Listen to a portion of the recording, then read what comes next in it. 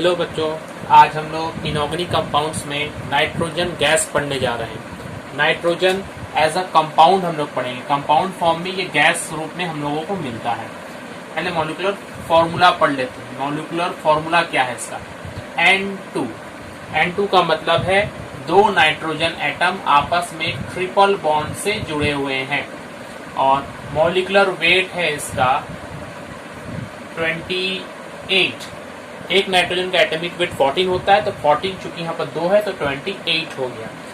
यहाँ पर ध्यान देंगे, ये नाइट्रोजन गैस के बारे में हम लोग पढ़ रहे हैं। नाइट्रोजन गैस में ये ट्रिपल बॉन्ड है। ट्रिपल बॉन्ड के कारण ही बहुत ज्यादा स्टेबल होता है और इन रिएक्टिव होता है, किसी से रिएक्ट नहीं करता। इनर्ट गैस की तरह ये कार्य करता है, बहुत कम किसी से क्रिया करता है और अगर क्रिया करेगा भी तो बहुत एक्सट्रीम कंडीशंस में ये क्रिया करता है, ये ट्रिपल बॉन्ड होने के कारण। ये नाइट्रोजन गैस हम जानते हैं हमारे आसपास वायु में, एटमॉस्फेयर में या वायुमंडल में बहुत ज्यादा है। तो एटमॉस्फेयर में ये लगभग 78% नाइट्रोजन गैस पाया जाता है। बाकी और क्या है? तो बाकी हम जानते हैं ऑक्सीजन गैस है, कार्बन डाइऑक्साइड गैस है, वाटर वेपर है, कुछ इनर्ट गैसेस हैं। तो इनमें सबसे ज्यादा जो बाई वॉल्यूम होगा वो कौन होगा? नाइट्रोजन होगा। नाइट्रोजन 78% लगभग नाइट्रोजन गैस हमारे पूरे वायुमंडल में पाया जाता है। और चूंकि ये बहुत इनरिएक्टिव है, इसलिए पहली बार जब इसे खोज की गई तो इसे एजोट नाम दिया गया। एजोट, एजोट का मतलब होता है नो लाइफ, क्योंकि सांस लेने के लिए नाइट्रोजन देखा जाता है कि सांस लेने में सहायक नहीं है। अगर सिर्फ नाइट्रोजन के गैस जार में अगर हम कोई प्राणी को रख दे, जीव को रख दे, तो वो मर जाएगा, वो सांस नहीं ले पाएगा। इसलिए इसको पहले हम लोग एजोट या नो लाइफ के नाम से भी जानते थे और आज भी बहुत सारे कंपाउंड्स में एजोट शब्द इस्तेमाल होता है, वहां हम समझ जाएंगे ये नाइट्रोजन है। नाइट्रोजन हमारे बॉडी का एक मुख्य भाग है। जिस तरह से ऑक्सीजन, हाइड्रोजन, कार्बन होता है, उसी तरह से हमारे शरीर में नाइट्रोजन भी पाया जाता है।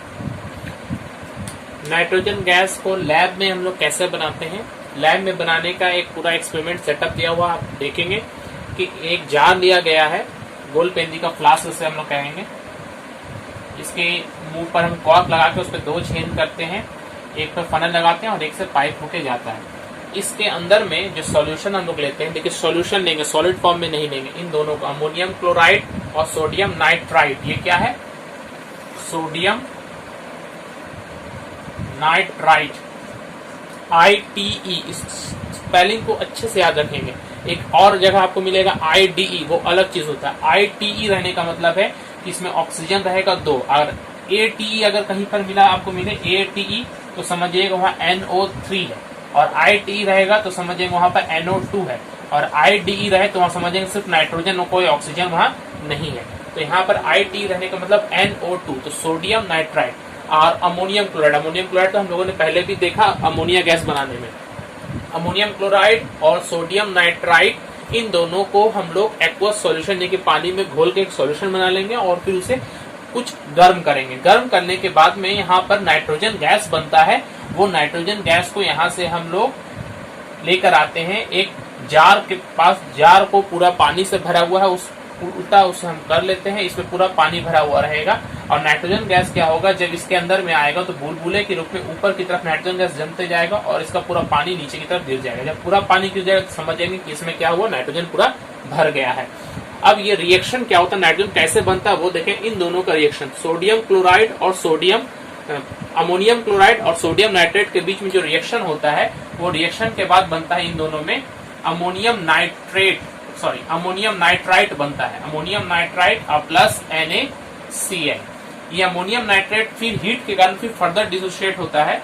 NH4NO2 equal to N2 plus 2H2O। ये N2 गैस के रूप में ही यहाँ पर आपको मिलेगा। तो ये जो रिएक्शन है ये 2 स्टेप में हो रहा है। पहला है अमोनियम क्लोराइड सोडियम नाइट्राइट के साथ में रिएक्शन कर रहा है। रिएक्शन करने के बाद बन रहा है अमोनियम नाइट्राइट और सोडियम क्लोराइड। अमोनियम नाइट्राइट जो है ये फिर हीट के कारण टूट जाएगा नाइट्रोजन और वाटर में, वाटर वेपर बनेगा। तो ये नाइट्रोजन गैस को हम लोग ये वाटर के डाउनवर्ड, पानी नीचे की तरफ जा रहा है और गैस ऊपर जा रहा है, तो इसे हम लोग कहते हैं वाटर का डाउनवर्ड डिस्प्लेसमेंट ऑफ वाटर। तो उसे डाउनवर्ड डिस्प्लेसमेंट ऑफ वाटर से इसे हम लोग इकट्ठा कर लेंगे। अब यहाँ पर कुछ क्वेश्चन आता है कि यहाँ पर जो हम सोडियम अमोनियम क्लोराइड और सोडियम नाइट्रेट ले रहे हैं, इसे हम लोग ठोस रूप में सॉलिड फॉर्म में क्यों नहीं लेते हैं? तो ध्यान देंगे कि अमोनियम क्लोराइड जो है ये सब्लिमेट पदार्थ है, ये सब्लिमेशन होता है, ये ठोस से सीधे रूम टेम्परेचर पर भी बिना गर्म किए हुए ये क्या बन जाता है? वेपर बन जाता है, तो फिर रिएक्शन नहीं होगा। इसीलिए हम लोग पानी में घोल करके सॉल्यूशन लेते हैं, तब जाके ये रिएक्शन हम लोग करवाते हैं। Physical properties of nitrogen gas. Nitrogen gas के भौतिक गुण क्या है? भौतिक गुण में सबसे पहला और बहुत इंपॉर्टेंट आपको पढ़ना पड़ेगा लिक्विड नाइट्रोजन। लिक्विड नाइट्रोजन क्या है? जब नाइट्रोजन गैस को बहुत ज्यादा दबाव देते हैं तो वो दबाव होने के कारण वो गैस से किस लिक्विड बन जाता है। जब लिक्विड बन जाएगा तो उसे हम लोग क्या कहेंगे? Liquid nitrogen. ये कैसा होता है? एक रंगहीन द्रव है, मतलब इसमें कोई कलर नहीं है, और इसका तापक्रम कितना होता है? -196 डिग्री सेंटीग्रेड, बहुत ही ठंडा होता है। इसका उपयोग हम लोग रेफ्रिजरेंट के रूप में या ठंडे किसी पदार्थ को ठंडे करने में हम लोग करते हैं।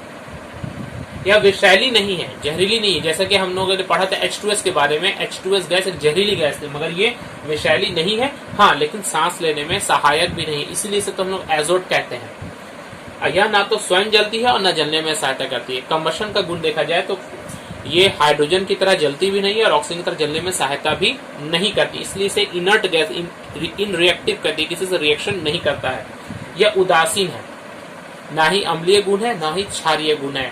सिर्फ नाइट्रोजन गैस के बारे में बात करें, अगर नाइट्रोजन डाइऑक्साइड बोल देंगे तो वो अलग हो जाएगा। तो यहाँ यह उदासीन है और वायु से हल्की होती है, वायु से थोड़ी हल्की होती है ये। केमिकल प्रॉपर्टीज, केमिकल प्रॉपर्टी या रासायनिक गुण। नाइट्रोजन गैस जो है इसके रासायनिक गुण जब हम पढ़ेंगे तो सबसे पहले हम शुरू करते हैं मेटल्स के साथ में। मेटल्स के साथ में ये नाइट्रोजन कैसे रिएक्शन करता है? तो मेटल्स के साथ में ये जब गर्म होगा कोई भी मेटल तब जाके उसके साथ रिएक्शन करेगा। तो गर्म अवस्था में कोई मेटल के साथ में जब नाइट्रोजन गैस रिएक्शन करता है तो मेटल नाइट्राइड बनाता है। क्या बनाता है? Metal nitride. यहाँ जो हमारे एग्जाम में हमेशा क्वेश्चन आता है मैग्नीशियम का आता है। जब हम मैग्नीशियम मेटल लेते हैं गर्म अवस्था में, बहुत ज्यादा गर्म हो, उसके साथ में जब नाइट्रोजन मिलाएंगे तो मैग्नीशियम नाइट्राइड बनेगा, Mg3N2। बैलेंस करेंगे तो यहाँ 3Mg + N2 = Mg3N2। ये Mg3N2 ये क्या है? मैग्नीशियम नाइट्राइड है। तो अगर एग्जाम में हमारा क्वेश्चन आता है कि क्या होगा जब हम गर्म मैग्नीशियम के ऊपर में नाइट्रोजन गैस को प्रवाहित करेंगे, तो जब मैग्नीशियम के ऊपर में नाइट्रोजन गैस को हम देते हैं तो हमारे पास मैग्नीशियम नाइट्राइड बनता है। ये सेकंड मेटल्स के बाद अगर हम देखें तो सेकंड जो सबसे इंपॉर्टेंट है हाइड्रोजन के साथ में रिएक्शन। नाइट्रोजन और हाइड्रोजन का जो रिएक्शन होता है, अगर सिंपल देखें तो नाइट्रोजन प्लस हाइड्रोजन क्या बनता है? अमोनिया बनता है। बैलेंस करेंगे 3H2, यहाँ 2NH3। तो हाइड्रोजन के साथ में जब नाइट्रोजन गैस रिएक्शन करेगा तो क्या बनेगा? अमोनिया बनेगा। ये जो प्रोसेस है ये सीधा सीधी नाइट्रोजन हाइड्रोजन को मिला देने से अमोनिया नहीं बनता है। इसके लिए क्या होता है? कुछ कंडीशंस फॉलो करने होते हैं। वो कंडीशंस क्या है? तो टेम्परेचर जो होगा, अगर इसके बीच का हम बात करें नाइट्रोजन और हाइड्रोजन, ये टेम्परेचर होता है लगभग 550 डिग्री सेंटीग्रेड और प्रेशर होता है 200 atmospheric pressure. 550 degree centigrade temperature और 200 एटमॉस्फेयर, मतलब high pressure and high temperature पर इसके बाद में भी इसको कैटलिस्ट देना पड़ता है। लोहे का कैटलिस्ट, लोहे का चूर्ण होता है और मोलिब्डेनम उसके प्रोमोटर का काम करता है। ये पूरा कंडीशन जब होगा तब जाकर ये कंबाइन करके क्या बनाता है? अमोनिया बनाता है। और ये जो रिएक्शन ये एक रिवर्सिबल रिएक्शन है, मतलब रिएक्शन जो है ये दोनों साइड से होने वाले रिएक्शन है। जैसे जैसे नाइट्रोजन हाइड्रोजन मिलकर अमोनिया बनाएगा और वैसे ही अमोनिया भी हीट के कारण ये टूटकर वापस नाइट्रोजन और हाइड्रोजन बनाएगा। ये रिएक्शन चलता रहता है और ये एक तरह का एक्सोथर्मिक मतलब उष्मा उत्पन्न करने वाला रिएक्शन या हीट भी प्रोड्यूस होता है। इस प्रोसेस को हम लोग पढ़ चुके हैं अमोनिया प्रोड्यूस करने में। ये असल में अमोनिया का लार्ज स्केल प्रोडक्शन है। अमोनिया को अधिक परिमाण में हम लोग फैक्ट्री में जो बनाते हैं इसी प्रोसेस से बनाते हैं। इसको हम लोगों ने कहा था हेबर्स प्रोसेस। तो यहाँ क्वेश्चन बहुत रूप में आ सकता है। हेबर्स प्रोसेस क्या है ये पूछा जा सकता है, या लार्ज स्केल या इंडस्ट्री में अमोनिया बनाने के लिए किस विधि का हम लोग प्रयोग करते हैं? हेबर विधि का प्रयोग करते हैं। ये विधि है क्या? तो हम लोग बोलेंगे नाइट्रोजन और हाइड्रोजन गैस को हाई टेम्परेचर यानी कि 550 डिग्री सेंटीग्रेड टेम्परेचर और 200 एटमॉस्फेरिक दबाव पर लोह चूर्ण उत्प्रेरक और मोलिब्डेनम प्रोमोटर की उपस्थिति में प्रतिक्रिया कराने पर अमोनिया गैस उत्पन्न होती है और उष्मा उत्पन्न होता है। इस विधि को हम लोग क्या कहेंगे? हेबर्स विधि कहेंगे। Reaction with calcium carbide, calcium carbide CaCO2, ये इस नाइट्रोजन चैप्टर में सबसे इंपॉर्टेंट क्वेश्चन है ये कैल्शियम कार्बाइड के साथ में नाइट्रोजन कैसे रिएक्शन करता है। तो नाइट्रोजन जब भी रिएक्शन करेगा कुछ टेम्परेचर हाई होगा तभी रिएक्शन होगा। तो यहाँ पर जो टेम्परेचर होती है 1100 डिग्री सेंटीग्रेड टेम्परेचर, आपके बुक में 800 से 1000 दिया हुआ, आप 1100 ही लिखेंगे। 1100 डिग्री सेंटीग्रेड तापक्रम पर नाइट्रोजन गैस कैल्शियम कार्बाइड से रिएक्शन करके कैल्शियम साइनामाइड बनाता है। देखिए कैल्शियम साइनामाइड और प्लस एक कार्बन बनाएगा। बैलेंस है पूरा रिएक्शन। तो ये जो कैल्शियम साइनामाइड बन रहा है, इस कैल्शियम साइनामाइड को ही हम लोग नाइट्रोलिम कहते हैं।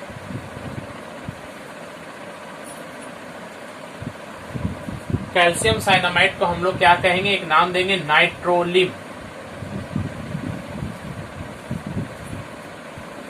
ये नाइट्रोलिम का मुख्य उपयोग जो हम लोग करते हैं खाद के रूप में, फर्टिलाइजर के रूप में इसका उपयोग करते हैं। ये नाइट्रोलिम असल में बना हुआ है लाइम नाइट्रोजन से।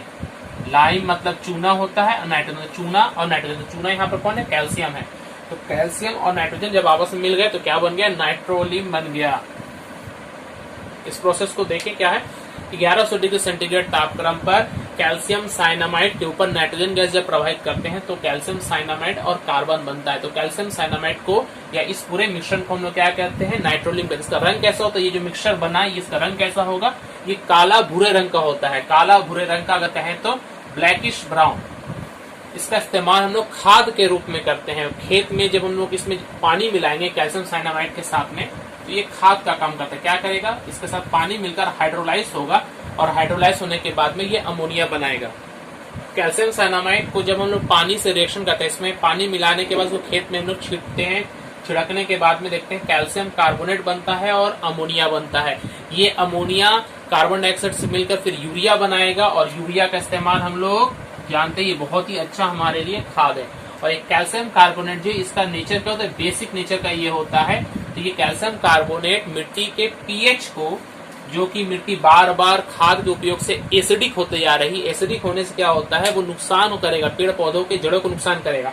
तो ये बनने से क्या होता है, उसका जो एसिड पीएच का जो मान है ये एसिडिक होने के कारण बहुत कम हो जाता है। जब हम कैल्शियम कार्बोनेट देते हैं तो उसका पीएच का मान फिर वापस 7 के आसपास जाने लगता है। 7 होते ही होते वो क्या होगा, न्यूट्रल हो जाएगा। तो इसका काम है पीएच का मान को बनाए रखना, मिट्टी के पीएच को ठीक ठाक रखना, अम्लीय ना होने देना। और ये तो जानते हैं ये एक अमोनिया जो बना है, ये अमोनिया अलग अलग तरह के खाद बनाने के काम में आता है, जिसका कि एक इस्तेमाल है यूरिया, यूरिया के खाद के रूप में। तो ये पूरा प्रोसेस है। कैल्शियम साइनामाइड जो बना वो नाइट्रोलिम है। उस नाइट्रोलिम का यूज हम लोग कैसे कर रहे हैं, उसमें पानी मिलाने के बाद उसको हम लोग कैल्शियम कार्बोनेट और अमोनिया बना रहे हैं। ये अमोनिया का इस्तेमाल फिर हम लोग यूरिया बनाने में करेंगे और इसका एक अच्छा ये एक नाइट्रोजन युक्त खाद है।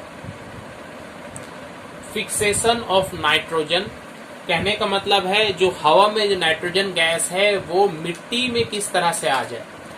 क्यों, क्योंकि जो पेड़ पौधे होते हैं उन्हें नाइट्रोजन बहुत ज्यादा आवश्यक है, बहुत ज्यादा जरूरी है। लेकिन ये नाइट्रोजन को सीधे हवा से, हवा में तो 78% नाइट्रोजन है, मगर ये जैसे कार्बन डाइऑक्साइड को ये सीधे ग्रहण कर सकते हैं फोटोसिंथेसिस क्रिया में, वैसे नाइट्रोजन को पौधे डायरेक्ट हवा से नहीं ले सकते। वो कैसे ले सकते हैं नाइट्रोजन को, उनके यौगिकों के रूप में। जब मिट्टी में कोई नाइट्रोजन का यौगिक बन जाएगा तब जाकर उनकी जड़ें उनको शोषित करेंगे और उससे नाइट्रोजन का उपयोग कर पाएंगे। तो मिट्टी में ये नाइट्रोजन आता कैसे है, मिट्टी में यौगिक बनता कैसे है, तो मिट्टी में जो यौगिक बनता है वो हवा के नाइट्रोजन से कैसे बनता है, उसी को हम लोग कहते हैं फिक्सेशन ऑफ नाइट्रोजन। मतलब नाइट्रोजन गैस हवा से मिट्टी में आने की जो क्रिया है यही है फिक्सेशन ऑफ नाइट्रोजन। ये होता है कैसे, तो हवा में हम जानते हैं जो सबसे ज्यादा जो गैस, दो गैस जो सबसे ज्यादा परिमाण में पाया जाता है, एक है नाइट्रोजन और दूसरा है ऑक्सीजन। ये 78% है और ये लगभग 21% के आसपास है। तो ये दोनों हवा में हर जगह सबसे ज्यादा यही परिमाण में पाए जाते हैं। तो जब भी कभी ऊपर के भाग में आसमान में जब भी बिजली चमकता है तो बिजली चमकने से ये नाइट्रोजन और ऑक्सीजन ऐसे तो एक दूसरे में कभी रिएक्शन नहीं करते, लेकिन जब बिजली चमकता है तो बिजली चमकने से जो टेम्परेचर है इसके आसपास का वो 3000 डिग्री सेंटीग्रेड तक पहुंच जाता है, 3000 डिग्री सेंटीग्रेड पहुंच जाता है। तब ये नाइट्रोजन और ऑक्सीजन जो आपस में जो अणु है, इसके जो बॉन्ड्स है वो टूटने लगते हैं और ये आपस में मिलकर नाइट्रिक ऑक्साइड बनाते हैं। तो N2 और O2 आपस में मिलकर बना देंगे नाइट्रिक ऑक्साइड। ये एक तरह का एंडोथर्मिक रिएक्शन, इसमें हीट रिलीज होता है। मतलब आसपास के वातावरण को थोड़ा ठंडा कर देते हैं। इंपॉर्टेंट क्या है कि नाइट्रोजन ऑक्सीजन इलेक्ट्रिक स्पार्क या बिजली के चमकने से थंडरिंग, जिसको हम लोग कहते हैं लाइटनिंग कहते हैं, उसके वजह से ये नाइट्रिक ऑक्साइड बनेगा। अब ये नाइट्रिक ऑक्साइड और ऑक्सीजन से फिर मिलेगा, मिलने के बाद में नाइट्रोजन डाइऑक्साइड बनाएगा 2NO + O2 = 2NO2। ये नाइट्रोजन डाइऑक्साइड जो है ये जब बारिश होती है तो उस बारिश के पानी के साथ मिल जाता है NO2 + H2O और क्या बनेगा HNO2 नाइट्रस एसिड इसको कहते हैं और नाइट्रिक एसिड इसे कहते हैं। ये दो चीज वहां बनेगी 2NO2 + H2O = HNO2 + HNO3 nitrous acid और नाइट्रिक एसिड। ये कब बना? जब ये नाइट्रिक ऑक्साइड या नाइट्रोजन डाइऑक्साइड इसे कहेंगे। नाइट्रोजन डाइऑक्साइड ये पानी जब बारिश हो रहा है उस बारिश के जल के साथ मिलकर दो तरह का एसिड बना रहा है। ये नाइट्रस एसिड फिर और ऑक्सीडाइज होकर नाइट्रिक एसिड ही बनता है। तो फाइनल प्रोडक्ट क्या है? ये नाइट्रिक एसिड का बनना। अब ये नाइट्रिक एसिड जो है ये मिट्टी में जब आएगा तो मिट्टी में अलग अलग तरह के खनिज होते हैं, जैसे कि कैल्शियम ऑक्साइड है जो चूना का जिसको हम लोग कहते हैं, तो कैल्शियम ऑक्साइड से रिएक्शन करेगा, इस तरह के और भी चीजों से रिएक्शन करेगा और नाइट्रेट लवण बनाएगा। जो नाइट्रेट लवण बनता है ये नाइट्रेट लवण ही उस मिट्टी में जाकर जमा हो जाता है जिससे पौधे अपने ग्रहण कर सकते हैं। तो कैल्शियम ऑक्साइड प्लस HNO3 बनेगा calcium nitrate CaNO plus H2O 2HNO3। ये कैल्शियम नाइट्रेट ये मिट्टी में आ गया, इसे पौधे ग्रहण कर लेंगे। तो ये पूरा प्रोसेस हुआ नाइट्रोजन फिक्सेशन का। 4 स्टेप में आपको याद रखना है कि नाइट्रोजन कैसे फिक्स होती है। सबसे पहले हवा जब भी बादलों के आसपास जब वहां पर बिजली चमकती है, बिजली के चमकने से बहुत ज्यादा हाई वोल्टेज क्रिएट होता है जिसकी वजह से टेम्परेचर 3000 डिग्री सेंटीग्रेड तक पहुंच जाता है और हवा का जो नाइट्रोजन ऑक्सीजन जो जनरली इनएक्टिव था, एक दूसरे से रिएक्शन नहीं कर रहा था, वो इतने हाई टेम्परेचर होने के कारण एक दूसरे से मिल जाएगा और मिलने के बाद बनेगा नाइट्रिक ऑक्साइड और हीट कुछ मात्रा में वो ग्रहण या छोड़ देगा, मतलब पूरा प्रोसेस को हीट एब्जॉर्ब कर लेगा, आसपास के वातावरण को ठंडा कर लेगा। ये नाइट्रिक ऑक्साइड उसके बाद फर्दर ऑक्सीजन से मिलकर नाइट्रोजन डाइऑक्साइड बनाएगा। ये नाइट्रोजन डाइऑक्साइड बारिश का जो पानी हो रहा है, जल हो रहा है, उस जल से मिलकर नाइट्रस एसिड और नाइट्रिक एसिड बनाएगा। ये फिर नाइट्रिक एसिड जब बारिश के पानी के साथ में जमीन पर आएगा, उस जमीन में अलग अलग तरह के खनिज है, उनमें से एक खनिज जैसे कि कैल्शियम ऑक्साइड जिसे हम चूना कहते हैं, ये कैल्शियम ऑक्साइड और नाइट्रिक एसिड आपस में रिएक्शन करके नाइट्रेट लवण बनाएगा। यही नाइट्रेट लवण मिट्टी में जड़ों के द्वारा पानी के साथ शोषित होता है और फिर वो अपना नाइट्रोजन पूरा करते हैं। तो ये फिक्सेशन ऑफ नाइट्रोजन है। यहाँ से और एक क्वेश्चन आता है ये नाइट्रोजन और ऑक्सीजन का कि क्या होता है जब नाइट्रोजन और ऑक्सीजन गैस के सामने इलेक्ट्रिक स्पार्क किया जाता है तो क्या होता है? नाइट्रिक ऑक्साइड बनता है। तो ये प्रोसेस से ही यहाँ पर हम लोग आएंगे, फिक्सेशन ऑफ नाइट्रोजन में आएंगे।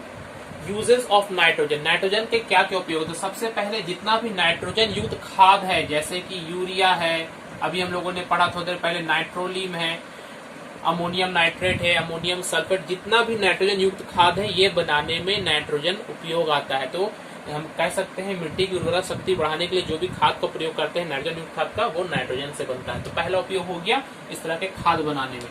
दूसरा उपयोग अगर हम देखेंगे तो हम लोगों ने पढ़ा था कि बहुत ज्यादा दबाव देने पर ये नाइट्रोजन गैस आपस में मिलकर द्रव बनाते, लिक्विड फॉर्म में चला जाता है, जमने के बाद लिक्विड नाइट्रोजन बनाता है। ये लिक्विड नाइट्रोजन बहुत ही ठंडा होता है जिसका टेम्परेचर होता है -196 डिग्री सेंटीग्रेड। इस टेम्परेचर का उपयोग हम लोग किसी भी चीज को ठंडे करने में कर सकते हैं। नाइट्रोजन गैस चूंकि एक इनर्ट गैस की तरह काम करता है, निष्क्रिय गैस की तरह किसी से क्रिया नहीं करता है, इसलिए जो पहले जो विद्युत बल्ब आते थे, इलेक्ट्रिक बल्ब होते थे हमारे पास फिलामेंट वाला, जिसमें फिलामेंट तार का एक कुंडली रहता था टंगस्टन का, जिसे गर्म करने पर वो जलता था इलेक्ट्रिक से। तो ये इलेक्ट्रिक बल्ब के अंदर में कुछ गैस भरी रहती थी जैसे कि नाइट्रोजन और आर्गन गैस भरी रहती थी जो कि जनरली रिएक्शन नहीं करते हैं और उस तार को और टंगस्टन को निष्क्रिय, टंगस्टन के साथ में कोई क्रिया नहीं करेंगे, उसे ऑक्सीडाइज नहीं करेंगे। तो इसलिए हम नाइट्रोजन गैस भरते थे। इलेक्ट्रिक बल्ब में भी इसका उपयोग हम लोग करते हैं। ये पूरा नाइट्रोजन चैप्टर आपका यहाँ से ही क्वेश्चन आएगा, आप लोग अच्छे से तैयारी करेंगे। Okay, thank you.